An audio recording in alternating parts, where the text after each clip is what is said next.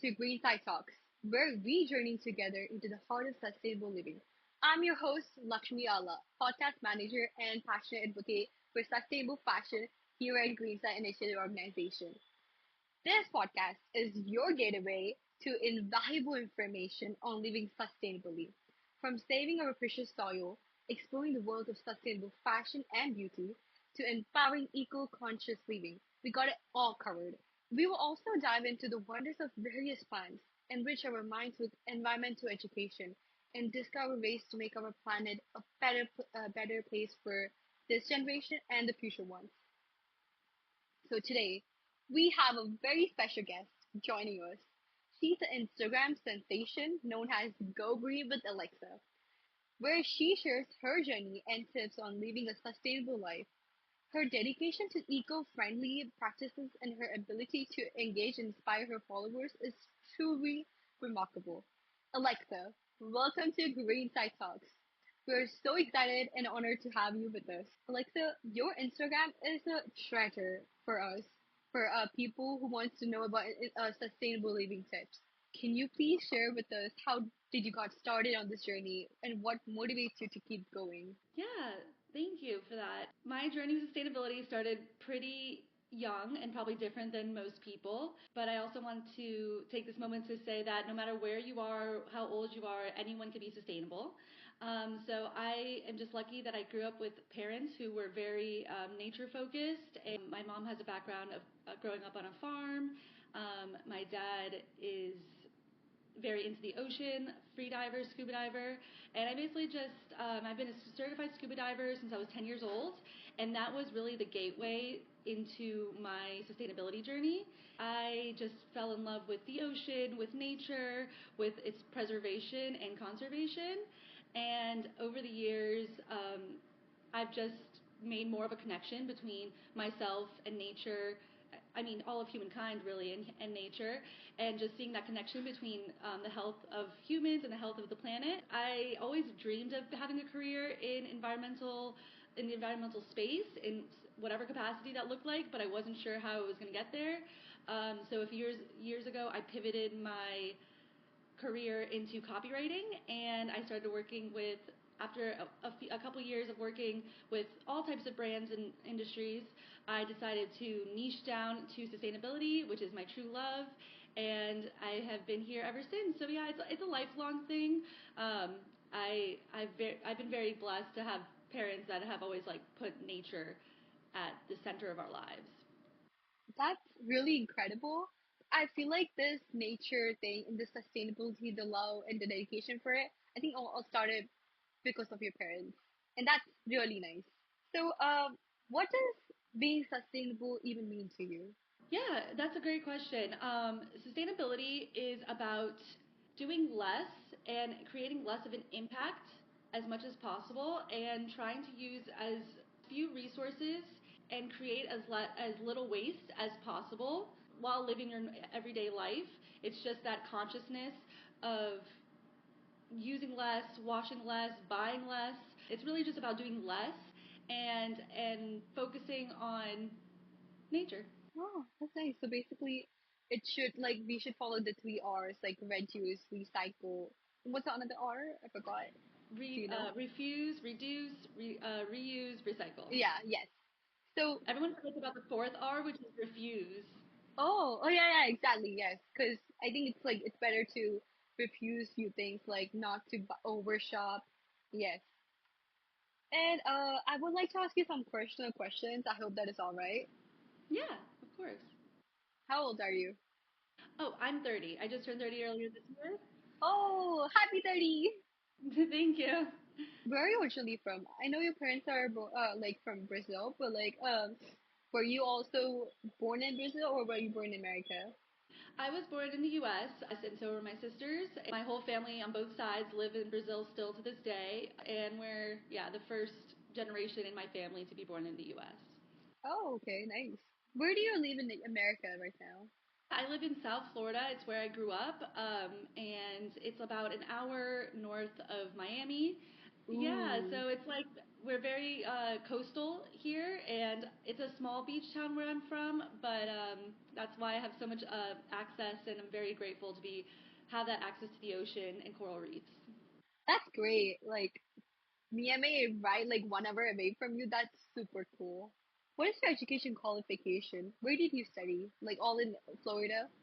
Yeah, so I went to the University of South Florida in Tampa, Florida, and I studied biomedical science and public health. I got two bachelor's degrees because at the time I was, like I had mentioned, health is very important to me, and I wanted to be a doctor of medicine. But I just decided that wasn't the path for me. And I love that I still have that knowledge because science is something that's always fascinated me. And my public health degree was very supplemental to that because in public health, it's all about how, everything affects us, as in the environment, your community, the water you're drinking. All of that is connected, and I see so many similarities between public health and sustainability. So it really makes me feel fulfilled knowing that I'm still putting all that knowledge to use. It's just so interesting to see the connections. That's nice. So your favorite subject is science. I love science. That's nice. Okay, so what is the most interesting thing? Like, why do you even like science that much? Because it's like it's always fascinating you. Yeah, I just think because it's always changing and evolving, and I think that's the most beautiful thing. Is it's about humility. It's about knowing that you don't have the answer fully, just like enough to determine the problem or the at least try to figure out what the problem is right now. And there might be a better solution later. And isn't that incredible that like things can just keep progressing? I love science, but I will be honest that I also love literature and history and all that as well. That's why I also love to write. Yeah. So, you have mentioned that you started your sustainable journey since you were a little kid, right? Right. So, I have questions. I love acting from my childhood, and like as I grew up, sometimes like there were some like differences. My likes would keep on changing. So, did that happen to you? Do you thought like should I be sustainable in future? Should I turn into vegan, or do you have anything like that? No, that's a great question. Fortunately, I feel like it's been in my life no matter what, whether I wanted it to be there or not. My parents always grew fruit and things at home, so we always had like an abundance of homegrown fruit, and we have to share with family and friends. But the thing is that I've always been all since I live in South Florida and grew up here.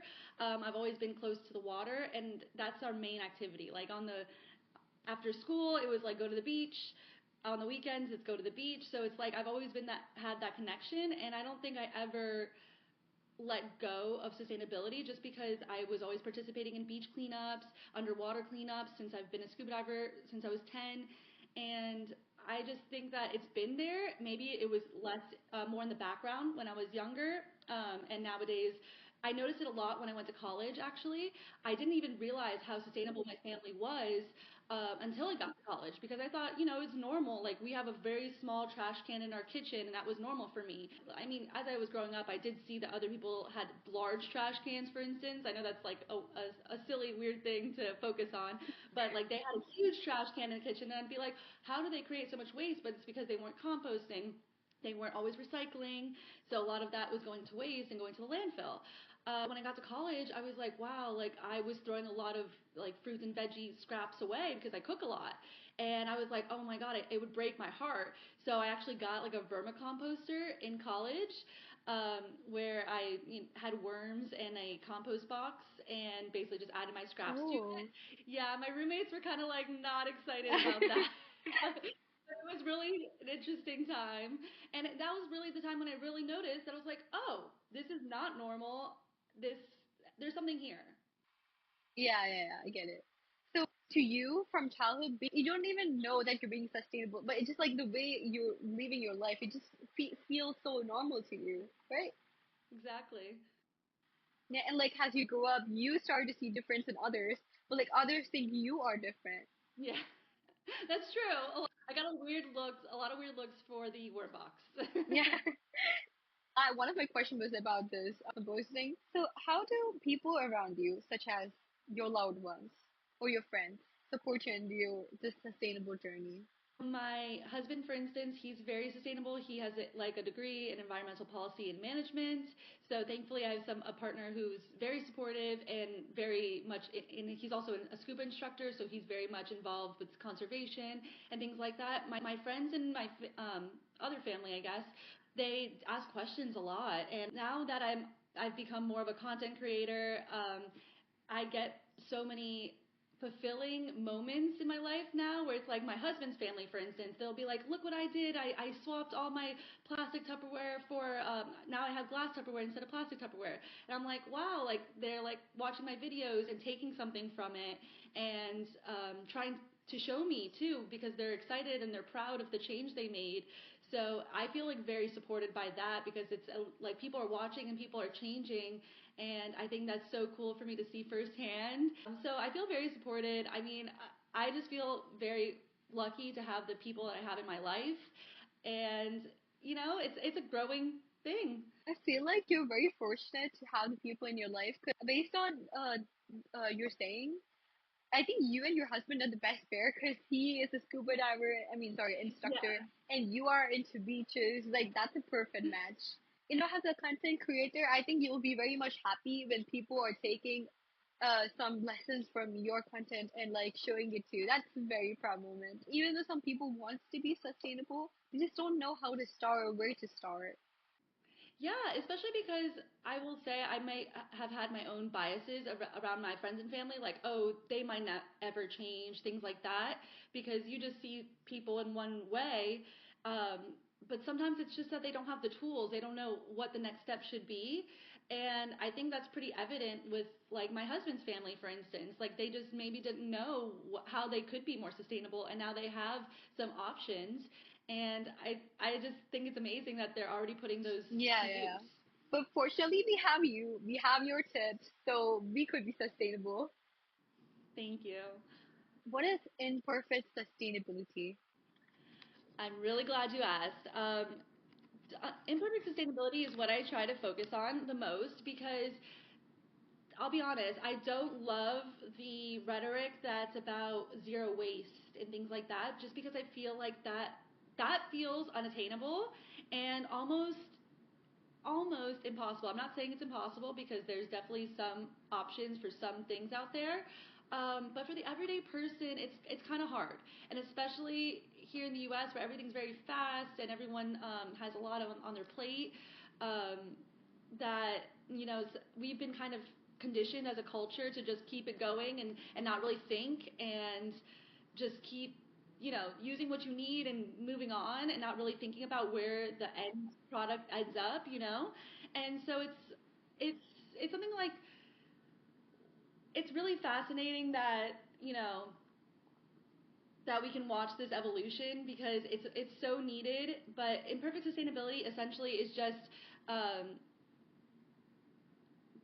making changes in your life and taking those stepping stones to be more sustainable. If let's say you can't swap out all of your plastic in like for instance your plastic food containers, if you can't swap those out, maybe you try to not heat up the food in the plastic, for instance. Like there's just so many different options where it's like do what you can with what you have first. Um, and I think instead of trying to like look for solutions that you're purchasing, how about you just try to make do with what you have, and then try to make better choices in the future. Something I like to talk about is sunscreen and swapping your sunscreen for a non-nano mineral sunscreen.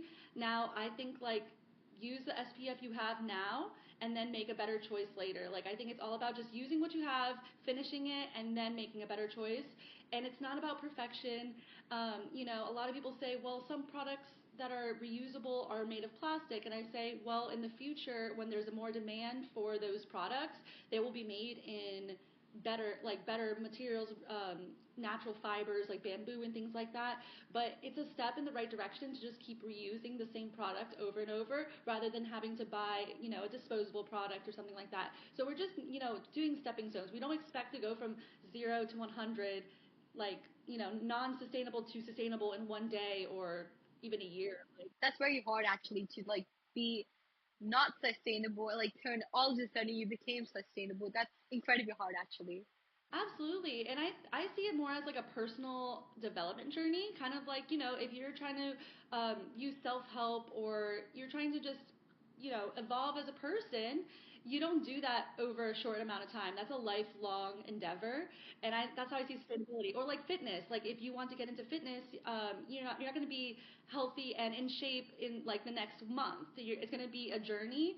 And, so that's how I see sustainability. It's just a little at a time and you just focus on certain areas and then keep moving up and you learn and you keep building on that knowledge and it's honestly so empowering.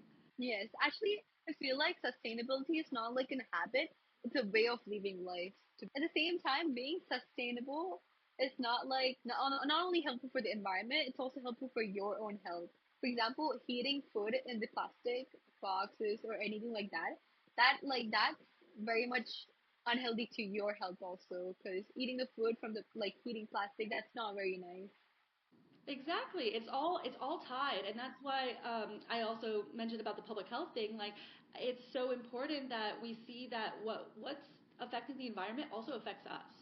We are not separate from nature. We are Yes, nature. It's exactly. Yeah. important that we remember that, and everything that we do. And like plastic is made out of petroleum, and it's an endocrine disruptor for us. And not only is it for us, but for like marine life and other wildlife, plants even. Like everything is affected by plastic, so it's just making these little choices that how I see it as empowering is because it does improve your life and your health. I saw your Insta profile. It already seems like you are a person who's really into nature. Like you travel a lot, you go to places where there's so much of greenery. So is there any particular incident that made you fall in love with nature, or you just generally love nature from your childhood? I just love nature. I think just because being in the ocean, it really immerses you. There is nothing you could be doing besides focusing on what's in front of you. You can't be on Oh your yeah. phone. You can't be, thinking like you could be thinking about your to-do list, but who's doing that? You're so focused on like the beauty in front of you and honestly experiencing a world that not a lot of people get to. Not everyone has that privilege. So I try to always have like gratitude for those moments and just realize that this is not something that everyone gets to do. Um, but also like I also went to Brazil when I was younger, and I fell in love with like the nature. And Brazil is focused since it has a lot of natural resources. Um, they really try to take care of those natural resources, and I just remember falling in love with it's a where my family's from in Brazil. It's south of Brazil, so there's a lot of different foliage and nature and mountains that like we don't have in Florida. So I just remember seeing mountains for the first time and being like, wow, this is incredible. Like it was life changing for me just to see other, scenery and landscapes. So that was a pretty impressionable time. Yeah. That's that's a great memory to think about. Ocean is just so beautiful. Like if you close your eyes, the sound of the waves is just so smoothing and like relaxing. And like and also if you close your ears and just look at the ocean, it's just eye feast, I guess. It's very beautiful. Like I feel like I get emotional when I go to beaches and see that beauty. Yeah. Me too. I go to the beach almost every day and I still feel like, oh, I love this. And I'm so grateful for this access and just the ability to go to the beach. It calms me in every single way. If I ever have a bad day or a good day, any kind of day, it makes it that much better. What is something that you think is just amazing about nature? Well, one thing is hard. Okay, how about three? We're trying to conserve and protect nature through sustainability and environmentalism. But the thing is that nature has a beautiful way of overcoming adversity. It's not the planet we're trying to save, it's actually us we're trying to save because, nature will go on after, the human race is gone. So it's very resilient. I think that's beautiful. I also love the complexities within nature. Like if you just like take a moment to look at a leaf and just look at all the different veins on the leaf and just looking at like the individual leaves on a tree or the ocean, like a drop of water in the ocean has like so many nutrients and minerals that we need, and that's why it's actually so restorative for us because there's like lots of magnesium in the water that's so beneficial for us. And like soil, I just find it so amazing that biodiversity, for instance, biodiversity is like so incredible. Like just like a gram of soil has millions and millions of microorganisms, and it's mind blowing. It's like These days people are getting disconnected with nature, and like they're just so into phones, like social media, some exciting video games, and they forget about the real beauty around them, which is nature. So, do you know what is the reason why humans are getting disconnected with nature other than technology? unfortunately, there's a lot of things that are out of our control as far as like systemic issues. People have to work more, especially if you have a family, you have more people to provide for. So I feel like oftentimes it's the last thing on people's to-do list is to like, connect with nature, spend some time outside, especially because people are exhausted. So it's totally understandable that not everyone feels that connection, but I just implore people to try something basic like grounding, walking outside barefoot, like in the grass, spend time in a park or some kind of green space because even just that being surrounded by green is so positive for our mental health. If we all try to just incorporate it a little bit more, maybe, you didn't spend any time in nature, maybe starting with 15 minutes a day. It might be difficult at first, but I think once you start seeing the benefits, you'll want to keep going back. And I think that's ultimately why I do when I don't spend time in nature, like for a couple days, like let's say I'm too busy with work or something. I feel stressed, like I feel anxiety and more emotions that I can't necessarily deal with as easily because I don't have that outlet, that moment to breathe and just think about life and contemplate things and really just realize that it's really so simple, but we humans love to complicate things. Yeah, true. Some people just, even though they have the opportunity to go and explore and go for a walk, they just don't, and like they just hang on to their phones. But like some people, even though they want to go outside and just like, go for a walk and forget their work and like the stressful life, they don't have the opportunity, the time to go there. I think we should be grateful if we have the opportunity Absolutely. to go and like for a walk or something. Yeah, yeah. And also it's something that we can, reprioritize in our lives because Yes. there was a period of my life in my adult years where I was disconnected from nature because I was spending a lot of time working and I had to take a step back and realize, okay, this isn't the kind of life I want to live. And I want to shift my career so I have time. Let's say in the morning, I went for a 2 mile walk to my favorite spot in my neighborhood. And that is something I need to be able to make sure I do a good job in my work and in my relationships as well. So I just think that it's also about reprioritizing. Sometimes we think we don't have time, but in reality, we're filling our time with scrolling on our phones, watching TV, things that don't really fulfill us. And that then we're kind of realizing, I don't feel great, but I don't know what the problem is. And the problem is, unfortunately, a lot of it has to do with an addiction to phones and the dopamine that we get from our phones. So, I'm not immune to this either. I've definitely felt like dopamine fluctuations because of the phone use. So it's just being proactive and putting the phone away and being like, I need a break and, taking that moment to connect with nature. Person should have a balance between work and the mental health, and like mental health, it could be like doing meditation at the same time just going for a walk.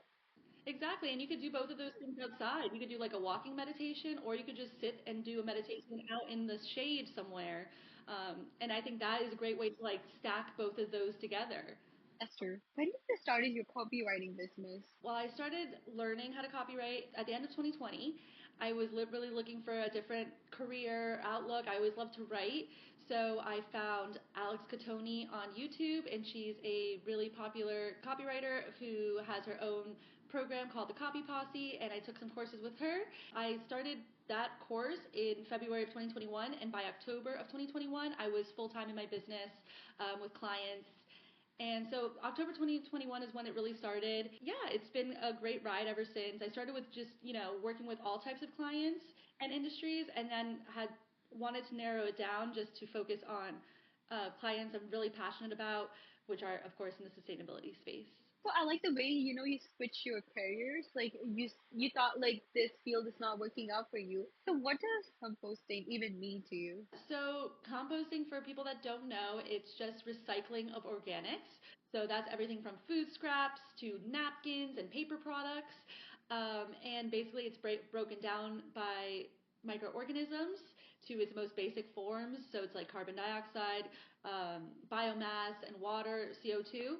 So, that's what it breaks down to, which it goes right back into the earth. And we could use that finished compost to add nutrients to plants and help build back the soil that we've honestly been destroying. So composting is so important to me because it's such an opportunity to turn your waste into opportunities. And I took that from the compost business that I use, the service, Renewable, and they're a composting service in South Florida. Just a little subtle plug there. But they're just a great business. There's a lot of private businesses nowadays that can pick up your compost and they make it super easy. All you have to do is put it in the bucket and then put the bucket out, on your assigned day of the week. And I think it's so simple. I grew up composting at home where me and my sisters would have, that would be one of our chores. Like the bowl next to the sink would be filled with organics that my mom from cooking. And one of us would have to go out to the backyard and take it to the compost. And it was always kind of like a chore. So it's a little harder than just putting it in the bucket. But nowadays it's so easy with like these services. And it's great to support these services because not only are they pretty affordable, but it's also stimulating the green economy. So we're like voting with our dollars and putting that money into these services that are so helpful for the environment. Actually, I was about to ask you like what are do's and don'ts of this composting. That will depend on the service you're using because, for instance, the service that I use, they're a bigger operation, so they have like space to handle a lot of different organics, including like meat and dairy. So, for instance, if you have like chicken bones or something, you can actually compost with them. That's not typically thing that's taken for compost services. Usually, it's just organics that are not meat and dairy. So anything that's like paper towels, napkins, let's say paper towel rolls, hair, like anything hair from your hairbrush, you could pull that out. Even nails, like let's say you're cutting your nails and there's no polish on them, you could actually put that in your compost. Of course, like you're chopping veggies, like anything that goes bad. If you have a moldy fruit or vegetable, you can put that in the compost. Let's say you have plants in your house or around your house, you can put the plant cuttings in the compost as well. There's so many things to do. You can compost, but the most important thing is that you just don't contaminate the compost. Definitely never put plastic in the compost. No aluminum, no metals of any kind. Things like that. Just think about what the material is, and if you're ever unsure of the material, just throw it away. Do not compost it. There's a thing called wishful recycling, where people throw things in the recycling hoping it'll get recycled. Well, that cannot exist for composting because that will contaminate it and basically ruin the whole system. Because we have to remember that this finished compost will end up on plants, and we don't want like plastic particles because we all know that plastic doesn't disappear. It breaks down into smaller, smaller, smaller particles, and we can never get rid of it. So if it gets into the compost, it would be really bad for not only the plant health but like our own health. If you're not doing the right way for composting, that's not only going to impact the environment, but it's also going to impact you. So can you explain us what is worm composting mean? I think you already did, but like just a bit more detailedly about it. Yeah, I mentioned it when I was talking about my vermicomposting in college, but basically you can buy worms online, which is kind of cool. I buy them from a small farm in Pennsylvania, and there's specific worms that they just ship in some soil, and basically you just have the worms hang out there like as if they're in the soil. It's a kind of mimicking the soil, and you just add scraps like you would normally do in compost. And I would avoid like meat and dairy, but like, and also citrus. They don't like citrus. It's like too acidic for the worms. Actually, some people say also tomatoes are too acidic, but I put in tomatoes and there was no issues. So really, it's a little bit more of a delicate system than like traditional composting, but it's a great option if you don't have composting services in your area. If you have healthy soil in your area, you can just dig up some worms, add them to your make a compost at home and add those in there, and they help break down uh, the organic matter. And basically, their fecal matter is what helps nourish that soil and create that really nutrient rich amendment called compost. What is conscious content clips? I saw it in the Insta page that you're part of it, so I'm just a little curious, and I'm pretty sure even our listeners are curious to know about it. Yeah, thank you for asking. So, Conscious Content Clips is a marketing group that I'm part of. All these businesses that I'm working with, they need a lot of content and emails and all different kinds of things. My specialty is writing. So, I do all the captions, voiceover scripts, emails, blog posts, and I also help with strategy for the actual marketing itself. So in this group, I'm just one of seven, and basically we all have our own zones of genius. So we have somebody who is an editor that only edits videos, and she's really good at it. And then we have somebody like we have two videographers, and they are able to come out to events to take videos, and they're really great. And we have somebody who does audio engineering, so they focus on making beats and um, improving audio quality. So we have someone that does everything, and we have someone that does graphic design, and just everyone gets to focus on what they love to do and work with these sustainable businesses. And we have Tommy, of course. Tommy is our leader, and he is the one coordinating contracts and posting things on social media. So everyone has their job, and it makes it so easy because we all work together and just do what we want to do and help these businesses just become better, and not even just better, but basically just showing everyone what they're doing. Because the biggest problem with sustainable businesses is that oftentimes, if it's with small businesses, they're still getting up and running. So a lot of the time, these owners have a lot to do, and the last thing they want to do is do marketing. It's just like another task, and it's really daunting. It's a lot to do. So instead of doing it themselves, they can outsource it to us, and then we will handle it. Tommy will be our point of contact, and he speaks to all the different clients, and then we have meetings to figure out the strategy, and we keep everything very organized because there's so many people working together at one time that you kind of need that organization to keep everything going. But I just love being part of a group that everyone loves sustainability, and everyone has a tie to it. Like they have all worked in sustainability in a professional sense, but also have an emotional and personal tie to sustainability and nature. So we have some amazing conversations. Sometimes, like when we're doing meetings, we have to like bring it back to like what we're working on, because we could just talk about nature and our goals and how we see the future of sustainability. We could talk about all of those topics forever.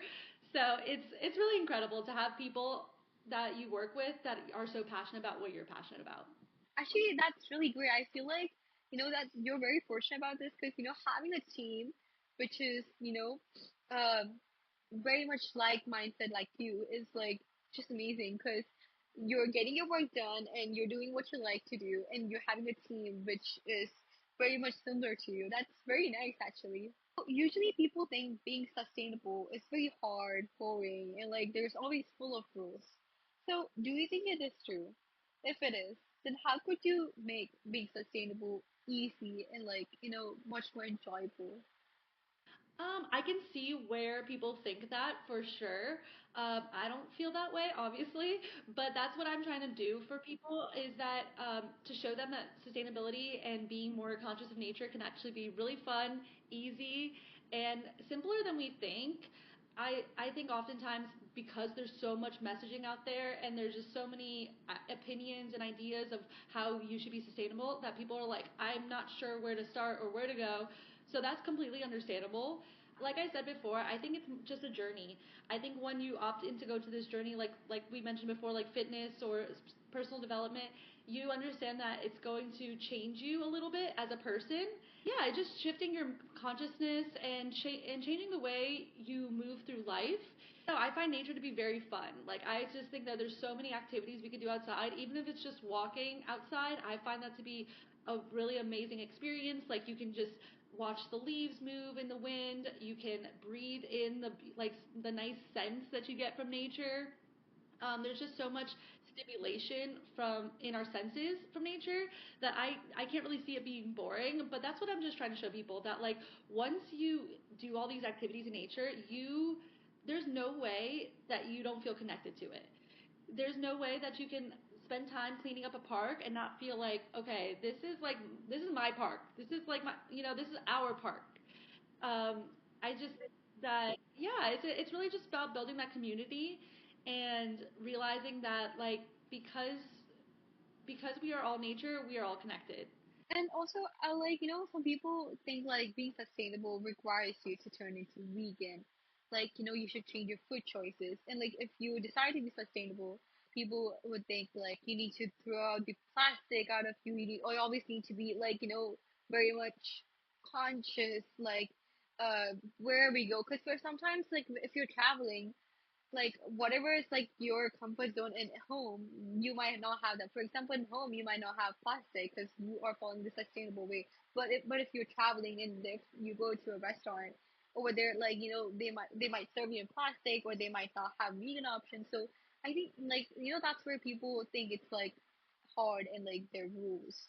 That's a great point because I think that's why people don't try sustainability in the first place because a lot of people are like go back to that perfect. If I can be perfect everywhere I go, then there's no point. And that's why I really advocate for imperfect sustainability is that like sustainability should fit into your life and not you trying to, change everything about your life. Like no, honestly, I'm not perfect. There are plenty I don't use plastic at home like single use plastic, for instance. I don't use water bottles and things I just throw away.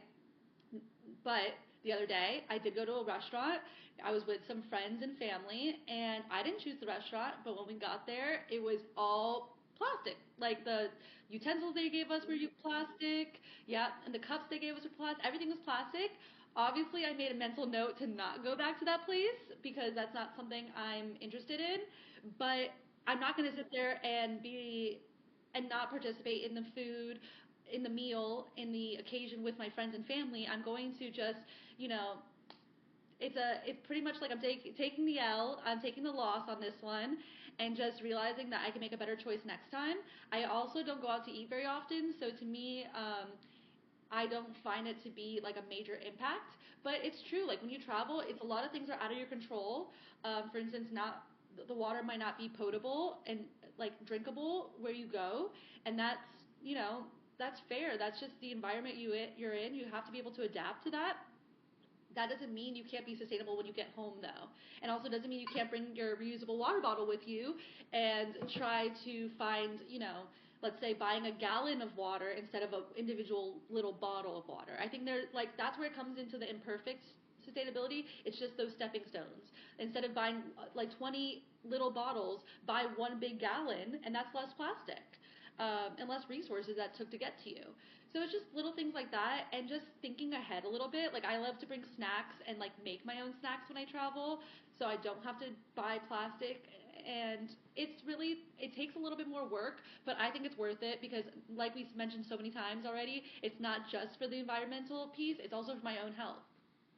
I never heard about imperfect sustainability like till today, and I like that's very great. Like it cannot be sustainable completely. That's very hard, and like actually like being imperfect sustainable, which is I think that's very great. You don't need to be perfect in sustainability, but like being imperfect, at least you're trying. At least you're doing. That's very great actually. It's amazing. Greenside Initiative is very much happy to have you today. And as a guest speaker, what message do you hope listeners should take away from our podcast episode on sustainable living today? Yeah, I just hope that listeners understand that you don't have to be perfect to be sustainable, is that you can start today, that, it's a journey and we can be on this journey together. And it's also really fun and exciting to make choices that are positive and beneficial for our health and the environment's health. So I just want the overall message to be that we can do this and we're even stronger together. So why don't we all just get together and, across the world do beach cleanups and community cleanups and really just show how much impact we have, not only alone, but together. Yes, for sure. Okay, we got to the end of our interview, our podcast. Thank you so much, Alexa, for joining us today and sharing your journey and practical tips on sustainable living. Your insights have been incredibly valuable, and I'm sure our listeners have learned a lot of things. Well, I personally learned a lot of things, and when you're saying everything, I was getting a lot of inspiration from you. And small changes could lead to significant impacts, and the way you were explaining everything detailedly was just amazing for our listeners. So, to all our listeners, thank you for tuning in to this episode of Greenside Talks. Remember, sustainability is a journey, and every step you take makes a difference. Keep following us for some more inspiring stories and practical tips on how to live a greener and more eco conscious life. Thank you, Alexa. Thank you so much. Much, Lakshmi. This has been an amazing conversation. Thank you for having me. If anyone wants to follow along on my sustainability journey, please follow at Go Green with Alexa on Instagram and on TikTok. Yes, please follow Go Green with Alexa. She's an incredible person. As you seen this podcast, we need to have some more human beings like her who support nature. Sure, you have a different mindset comparing to others, and it's very nice to have. Thank you so much. That's so sweet. Listeners, stay inspired, stay sustainable, and we'll